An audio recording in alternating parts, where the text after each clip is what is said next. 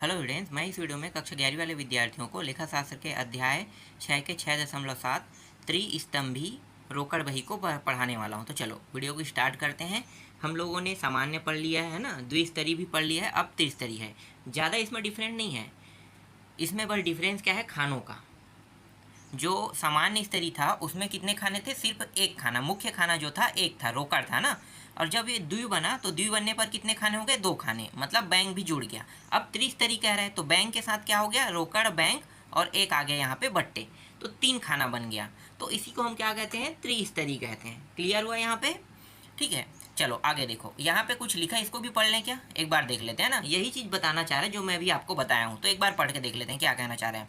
त्रिस्तंभी रोकड़ बही से तात्पर्य ऐसी रोकड़ बही से है जिसमें बट्टा, रोकड़ व बैंक संबंधी नगद व्यवहारों का हिसाब रखने के लिए दोनों पक्षों में राशि के तीन तीन स्तंभ रखे जाते हैं। देख लो, डेबिट और क्रेडिट दोनों में रखा जाता है। तो ये डेबिट वाला देख लो और क्रेडिट वाला देख लो, है ना।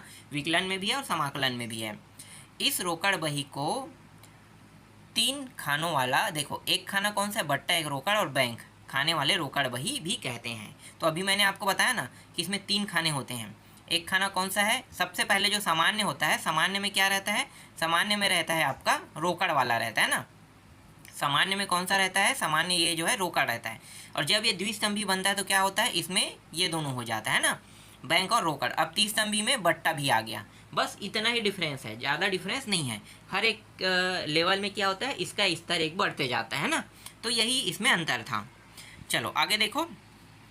त्रिस्तंभी रोकड़ बही का महत्व कह रहा है, तो देखते हैं कौन कौन, मतलब महत्व में क्या कहना चाह रहा है। तो त्रिस्तंभी रोकड़ बही आधुनिक व्यापार में रखे जाने वाले एक महत्वपूर्ण बही है। इस प्रकार की रोकड़ बही के प्रयोग करने पर व्यापारी अपने नगद व्यवहारों की संपूर्ण सूचना एक स्थान पर एकत्रित रूप में प्राप्त कर सकता है। इस बही के महत्व को निम्नानुसार स्पष्ट किया जा सकता है। पहला है समस्त नगद व्यवहारों का एक साथ लेखा।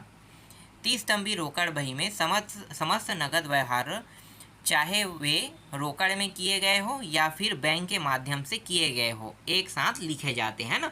ये सारे के सारे जो हम लोग अभी जो रोकड़ बही पढ़ रहे हैं ना, इसमें नगद व्यवहारों के बारे में ही कहा गया है ना। मतलब नगद लेन देन, चाहे वो चेक से हो चाहे कुछ भी हो, नगद वो होता ही है ना। तो नगद के बारे में पढ़ रहे हैं। इसके बाद देखो दूसरा क्या है? बैंक खाता पृथक खोलने की आवश्यकता नहीं है।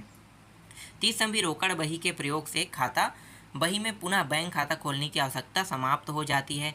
बैंक द्वारा किए गए सभी व्यवहार इसी बही में सरलतापूर्वक लिखे जा सकते हैं। इसके बाद बट्टा देखो। बट्टा का लेखा, नगद भुगतान प्राप्त करने पर देय बट्टा या भुगतान करने पर प्राप्त बट्टा व्यापार की क्रमशः हानि लाभ है। अतः भुगतान रोकड़ में रहे या चेक के माध्यम से प्रत्येक स्थिति में बट्टे का लेखा आवश्यक है।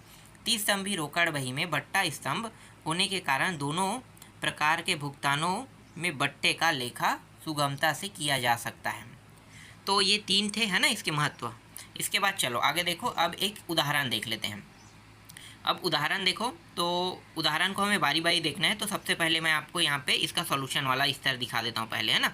तो देखो सॉल्यूशन वाला जो हल वाला एरिया है उसको देख लो, ठीक है। अब हल वाले के माध्यम से हम लोग देखेंगे यहाँ पे जो डेट टू डेट है ना, उसको देखेंगे। जैसे कि देखो यहाँ पे एक डेट है, अगस्त का है ना, घटना अगस्त का है, तो 2000 का है अगस्त का। तो रोकड़ शेष, देखो रोकड़ शेष कह रहा है, तो ये जो है एक प्रकार से क्या होगा, और इसके बाद बैक शेष लिखा हुआ है ना। तो 15,700 और 8,300 रुपये, ये किन खानों में लिखा जाएगा? भाई स्टार्टिंग जो भी पॉइंट होता है, शुरुआत जब भी होता है तो हमेशा ये डेबिट के साइड में जाता है। 15,700 कहाँ जाएगा? डेबिट के साइड में जाएगा ना। मैं आपको दिखा देता हूँ। देखो हमेशा स्टार्टिंग जो पॉइंट होता है वो हमेशा कहाँ पे जाएगा? डेबिट के साइड में। देख लो, विकलन के साइड में, डेबिट के साइड में, है ना। तो शेष लागत, मतलब जो बचा राशि है वही है, बैलेंस शेष कह रहे हैं ना, तो शेष राशि। तो शेष राशि रोकड़ के साइड में 15,700 रुपये है। और जो 8,300 रुपये दिया हुआ था ना, 8,300 रुपये किस रूप में दिया हुआ था? देखो यहाँ पे क्या है? बैंक शेष। तो बैंक शेष वाला है, बैंक के लाइन में जाएगा भाई, स्वाभाविक बात है ना।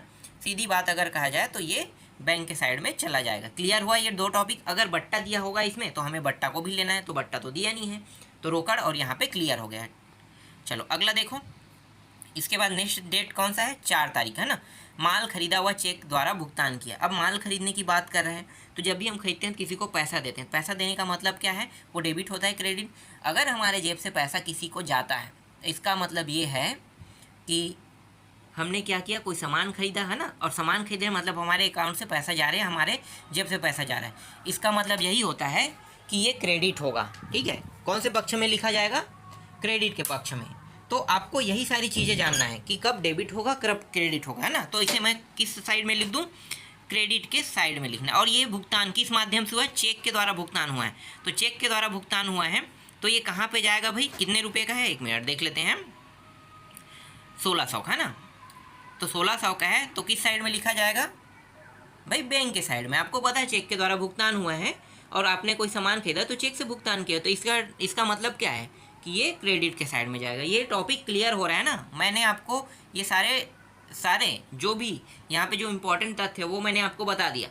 आपके जेब से पैसा निकला मतलब वो क्रेडिट में जाएगा, अगर आपके जेब में पैसा आ रहा है मतलब वो डेबिट के साइड में जाएगा। अब कब बैंक में जाएगा, कब रोकड़ में जाएगा और कब बट्टा में जाएगा, ये चीज़ आपको पता होनी चाहिए, है ना। और ये मैं अपने हर वीडियो में बताते आ रहा हूँ। तो मुझे नहीं लगता है कि ये अध्याय जो है ज़्यादा कठिन होगा आप लोगों के लिए, बहुत सरल अध्याय है। कहने का तात्पर्य ये है कि ये सबसे सरल मान सकते हो इसको। चलो आगे देखो। अब यहाँ पे देखो, यहाँ पे है अमित को चेक द्वारा भुगतान किया 500 रुपये का, कटौती प्राप्त किया 10 पैसे। कटौती का मतलब क्या हो कि यही बट्टा है, देखो इस बार बट्टा दिया है लेकिन भुगतान भी कर रहा है, तो वो चेक द्वारा भुगतान कर रहे हैं। तो कहाँ पे लिखा जाएगा भाई, 7 तारीख की घटना को अमित को, देखो यहाँ पे कैसे लिखोगे, अमित को लिखोगे और देखो चेक द्वारा भुगतान किया 500 रुपये, बट्टा है तो बट्टा के साइड में लिख दो भैया 10 रुपया, ऐसा तो करोगे ना, 10 रुपये बट्टा के साइड में आ गया। चलो आगे देखो।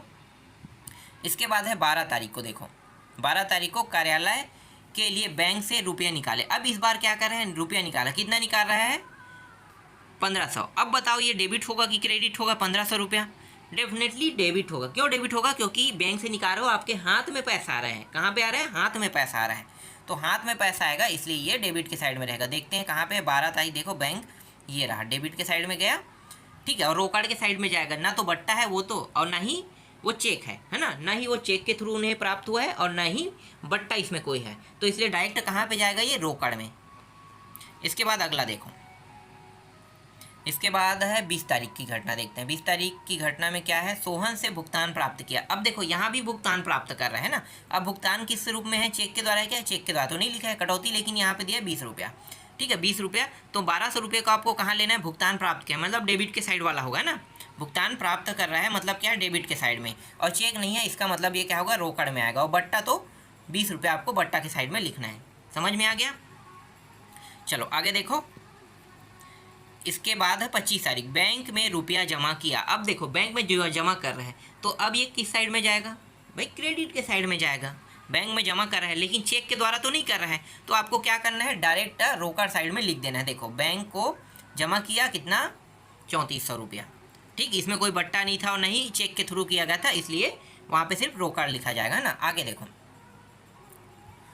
निजी प्रयोग हेतु बैंक से निकाले 600 रुपया, ठीक है। निजी प्रयोग हेतु बैंक से निकाले 600 रुपया, तो 600 रुपया को अब आपको कहाँ पे लिखना है भाई, निजी प्रयोग हेतु निकाल रहा है, ध्यान देना। निजी प्रयोग हेतु वाला जो है ना वो अलग साइड रहेगा हमेशा, क्रेडिट के साइड में। मैंने आपको इससे पहले वाले वीडियो में बताया था, देख लो, ठीक है। बैंक से निकाल रहे हैं तो ये निजी प्रयोग के लिए निकाल रहे हैं, मतलब कोई सामान खरीदेगा, तो आपको इस प्रकार से समझना है। अगर कोई चीज़ निजी चीज़ों के लिए निकाला जाएगा पैसा, तो आपको ये समझना है कि अपने उपयोग के लिए, तो उपयोग के लिए निकालेगा तो कुछ ना कुछ तो खरीदेगा, तो इसका मतलब क्या है भाई, वो क्रेडिट है, इसलिए 600 रुपये आ गया। और ये बैंक से निकाला गया तो बैंक के साइड में लिखना क्रेडिट में, ठीक है। ना ही यहाँ पे चेक उपयोग हुआ और ना ही यहाँ पे मतलब चेक ड्राफ्ट ये चीज़ उपयोग नहीं है, लेकिन आपको ये बैंक के साइड में ही लिखना है क्योंकि ये निजी उपयोग है।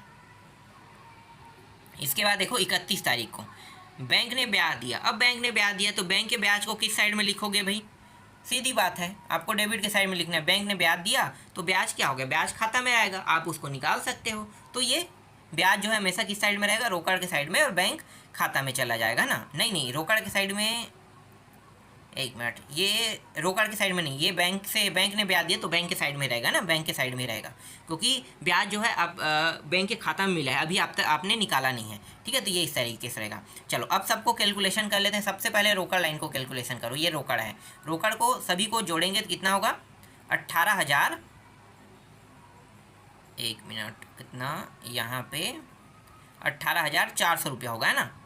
तो ये हो जाएगा 18,400 रुपया। अब इस लाइन को पूरा जोड़ेंगे तो 11,720 रुपया होगा, और बट्टा के लाइन को जोड़ेंगे तो 20 रुपया होगा, है ना, क्योंकि यहाँ पे सिर्फ 20 रुपये है। अब करने क्या वाले हैं भाई, अब ना जो क्रेडिट का साइड है उनको जोड़ेंगे। तो यहाँ पे बट्टा देखो सिर्फ 10 रुपया है, ठीक है। इस साइड को जोड़ते हैं तो टोटल आ रहा है, टोटल जोड़ने पर कितना है, सिर्फ 3400 रुपया, है ना, 3400 रुपया है। और इस साइड को जोड़ेंगे तो कितना होगा, इन सब को जोड़ेंगे तो ये ही सिर्फ जुड़ेगा। तो 1600, 1500, 15 30, मतलब 31, 31 और ये 5 कितना हो गया, 31 और 1 32, 32 यहाँ पे ये हो रहा है 32। एक मिनट मैं इसको बगल में यहाँ पे लिख देता हूँ, ठीक है। 32 और 1 मिनट कितना हो रहा है, 3200, है ना। 1 मिनट हिसाब देखते हैं, थोड़ा सा रुक जाओ। ये हो गया 16 और 15, ये दोनों हो के 31 हो गया, है ना, 31, ये दोनों 32, 32 और यहाँ पे 32 क्यों हो गया यार, 42, 1000 इसमें है ना, तो 41, 1 मिनट कैलकुलेशन देखो मैं ही गलत कर रहा हूँ। देखो ये 15, 1 मिनट यहाँ पे मेटनी क्यों उपयोग कर रहा हूँ, ठीक है। ये 15 और ये, ठीक है, 3100, 31 और 5 कितना हो गया, 36, और 36 और 6 कितना हो जाएगा, 6 दूनी 42, है ना। तो ये टोटल हो जाएगा 4200, ठीक है, 4200 हो रहा है, ठीक है, 4200 हो गया। तो 4200 यहाँ पे आ रहा है ना, और इनका हिसाब 3400 है। 1 मिनट, इसे पूरा प्रोजेक्ट हटाओ यार, इसीलिए गलती हो रहा था, ठीक है। तो इसका जो हिसाब आया, इसका हिसाब, इसका कितना आया था, 4200, ठीक है, ये 4200 हो गया, किसका, बैंक वाला। और इसका हिसाब कितना है, 3400, ये 3400, ठीक है। अब इसे 18,400 होने के लिए 3400 वाले लाइन ना, रोकड़ वाले साइड में, तो क्या करेंगे, घटा देंगे। तो 18,400 इसमें घटाओ तो कितना हो जाएगा, 0 0, और यहाँ पे कितना आ रहा है, 0, और यहाँ पे 5 1 15, है ना। तो 15,000 यहाँ पे शेष आ गया, ठीक, 15,000 क्लियर हुआ। अब क्या करेंगे, यहाँ पे देखो कितना है, 4200, और यहाँ पे 11,720 रुपया है। तो 11,720 रुपया को घटा दोगे तो कितना आ जाएगा, 7,520 रुपया आ जाएगा। तो देखो ये शेष राशि 5,720 यहाँ पे इस प्रकार से आया, ठीक है। अब ये क्या हो गया, अब देखो, अब जो ये है ना नीचे जो है शेष राशि आने के बाद ये बराबर हो गया दोनों साइड, है ना, दोनों साइड ये क्या हो गया, बराबर हो गया। तो जो शेष लागत जो है ना, शेष लागत हमेशा लास्ट अंतिम डेट में करते हैं, ये तो आपको पता होगा, अंतिम डेट में करते हैं। तो इसको और कहाँ पे लिखते हैं, यहाँ पे अगले महीने के स्टार्टिंग डेट में इन्हीं को लिखा जाता है, ठीक है, इस तरीके से लिखा जाएगा। तो ये टॉपिक क्लियर हुआ। अब एक और उदाहरण उसको भी देख लेते हैं, अगर आपको अच्छे समझ में नहीं आया होगा त्रिस्तरीय वाला, है ना, त्रिस्तंभी वाला, तो इस उदाहरण से आप अच्छे से इसे समझ सकते हो। तो चलो स्टार्ट करते हैं। देखो यहाँ पे है अगस्त का है, व्यापार प्रारंभ किया। तो भाई ये व्यापार प्रारंभ करना मतलब ये डायरेक्ट कहा क्या होगा, डीआर होगा, आपको पता है डीआर के साइड में, है ना। तो इसको डीआर के साइड में लिख लेंगे। अगला देखो, 2 तारीख को बैंक में उपरोक्त धन में से जमा किया। कितना जमा कर रहे हैं भाई, 300 रुपया, है ना। उपरोक्त में से भी बोल रहा है, मतलब जो 500 रुपया है उनमें से 300 रुपया को बैंक में जमा कर रहा है। तो पहले आपको क्या लिखना है, यहाँ पे देखो डेबिट के साइड में मैंने पहले क्या बताया था, यहाँ पे अंग्रेजी में फिर लिख दिया है ना। तो आपको पता होगा कैपिटल मतलब पूंजी, ठीक है, पूंजी से लिखना है, ठीक है, कैपिटल खाता से लिख सकते हो। इसका मतलब ये हिंदी में होता है कैपिटल खाता से, होगा ना, कैपिटल खाता से। कैपिटल खाता मतलब पूंजी खाता से। तो पूंजी खाता में 500 रुपया है, अभी ही 500 रुपये से 300 रुपये को क्या कर रहा है, जमा कर रहा है, कह रहा है, ठीक है। 2 तारीख की घटना है, 300 रुपया जमा कर रहा है, तो बैंक में जमा कर रहा है। तो जमा कर रहा है तो सबसे पहले आपको क्या लिखना है, क्रेडिट के साइड में लिखना है पहले, है ना।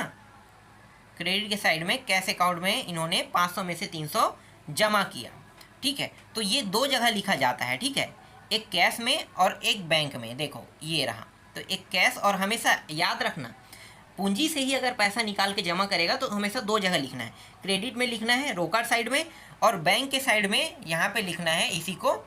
बैंक के साइड में आपको क्या लिखना है, बैंक के साइड में भी 300 को लिखना है, ठीक है। तो इसे 2 जगह लिखा जाता है।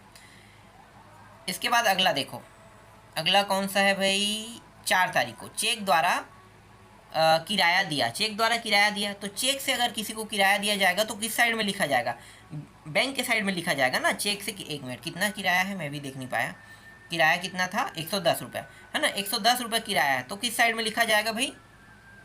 भाई चेक के द्वारा दे रहे हो, मतलब आप पैसा तो दे रहे हो ना, तो बैंक के साइड में लिखा जाएगा। देखो बैंक के साइड में, तो देखो किराया दिया, तो किराया खाता को आपको क्या लिखना है? किराया खाता। क्रेडिट के साइड में क्या होता है? हमेशा को हो जाता है, याद है ना, और डीआर के साइड में हमेशा से होता है। तो अकाउंट का मतलब खाता होता है और रेंट का मतलब किराया। तो किराया खाता को 110 रुपये, और किससे दिया? चेक से, इसलिए किराया खाता को लिखा गया है। ठीक है, अगला देखो। इसके बाद 5 तारीख, नगद माल खरीदा कह रहा है 100 रुपये का। अब फिर माल खरीद रहा है, तो नगद कह रहा है, पैसे से खरीद रहा है, इसका मतलब पैसा उसके अकाउंट से, मतलब उसके जेब से जा रहा है। तो जा रहा है मतलब क्या हो गया? ये क्रेडिट होगा, है ना, क्रेडिट, लेकिन रोकड़ साइड में, क्योंकि यहाँ पे कहीं चेक का जिक्र नहीं किया है। तो देख लो 100 रुपये का यहाँ पे माल खरीदा, और ये रोकड़ के साइड में है। ठीक है, कैश मतलब रोकड़। तो इसको क्या लिखोगे? माल खाता को। ठीक है, माल खाता को लिख सकते हो। चलो अगला डेट देखो। 5 तारीख के बाद कितना तारीख है? 8 तारीख। चेतन कुमार से 100 रुपये मिले और उन्हें कटौती दी। तो चेतन कुमार से तो मिल रहा है पैसा 100 रुपये, तो कहाँ पे जाएगा? डेबिट के साइड। और 10 रुपये बट्टा भी दिया है, तो बट्टा को आपको लिखना है। ठीक है, तो देखो हमें कहाँ देखना है भाई? 8 तारीख देखो, चेतन से, है ना, 100 रुपये प्राप्त हुआ और 10 रुपये बट्टा, तो इस तरीके से आपको लिखना है।